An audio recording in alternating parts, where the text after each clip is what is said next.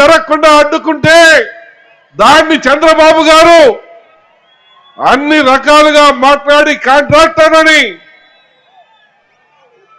ఒక కొలిక్కి తీసుకొని వచ్చి ప్రాజెక్టు పనులు మొదలయ్యే విధంగా చేసి 1700 కోట్ల రూపాయలు నిధులు కేటాయించి పనులు చాలా వేగంగా జరిగేలా చేస్తే మీరు ఎంత మాత్రం ఈ ప్రాజెక్టు మీద చిత్తశుద్ధి చూపించారు. ఇది దుర్మార్గం కాదా? ఈ అమాయక ప్రాంత ప్రజలు ఉన్నటువంటి ఈ ప్రాంత ప్రజల్ని అమాయకత్వాన్ని సొమ్ము చేసుకోవడం కాదా అని నేను అడుగుతా ఉన్నా. ఎంత దుర్మార్గం!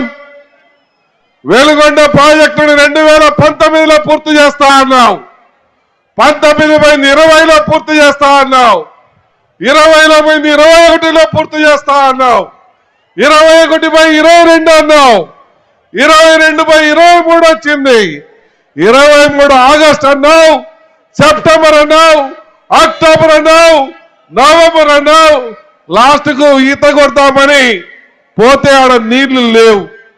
ఎంత దుర్మార్గమో మీరు కూడా ఆలోచన చేయండి. ప్రాజెక్టుల మీద చిత్తశుద్ధి ఉన్నది, రైతుల మీద ప్రేమ ఉన్నది ఒక్క నారా చంద్రబాబు నాయుడు గారికి.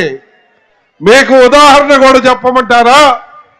2014-19 తెలుగుదేశం పార్టీ అధికారంలో ఉన్నప్పుడు ఇరిగేషన్ అధికారుల దగ్గరికి కానీ, ఆర్డబ్ల్యూఎస్ అధికారుల దగ్గరికి కానీ, అగ్రికల్చర్ అధికారుల దగ్గరికి కానీ మీరు పోయి మాకు వ్యవసాయ పనిముట్లు కావాలన్నా, స్ప్రింక్లర్లు కావాలన్నా, టిల్లర్లు కావాలన్నా, ట్రాక్టర్లు కావాలన్నా, గొర్రెలు కావాలన్నా, అలాగే పట్టలు కావాలన్నా ఏ ఒక్క ఎమ్మెల్యే కానీ ఇన్ఛార్జ్ కానీ వాళ్ళ సంతకాలు లేకుండా డైరెక్ట్ గా పోయి తెచ్చుకున్నటువంటి వాళ్ళు కొన్ని లక్షల మంది ఉన్నారు. మరి ఈ ప్రభుత్వంలో ఎవరు తెచ్చుకున్నారు? ఎమ్మెల్యే లెటర్ కావాలి, లేదంటే మంత్రి లెటర్ కావాలి, లేదంటే ముఖ్యమంత్రి సిఫారసు చేయాలి. ఇదా రైతుల మీద ఉన్న ప్రేమ? ఇదా ఈ రైతులకు మీరు చూపిస్తున్నటువంటి ప్రేమ? చెప్పులు అరిగేలా సిఫారసు లెటర్ల కోసం తిరిగి తిరిగి అరిసిపోయి మాకొద్దు బాబు ఈ యొక్క ప్రభుత్వంలో ఇస్తున్నటువంటి పథకాలని కొన్ని లక్షల మంది రైతులు ఈరోజు ఆ పెద్దాయన కోసం ఎదురు చూస్తా ఉన్నారంటే అది చంద్రబాబు నాయుడు గారి మీద ఉన్నటువంటి నమ్మకం అని చెప్పి నేను మీ అందరికీ మనవి చేస్తా ఉన్నా. ఏ రైతు కుటుంబం సంతోషంగా ఉంది?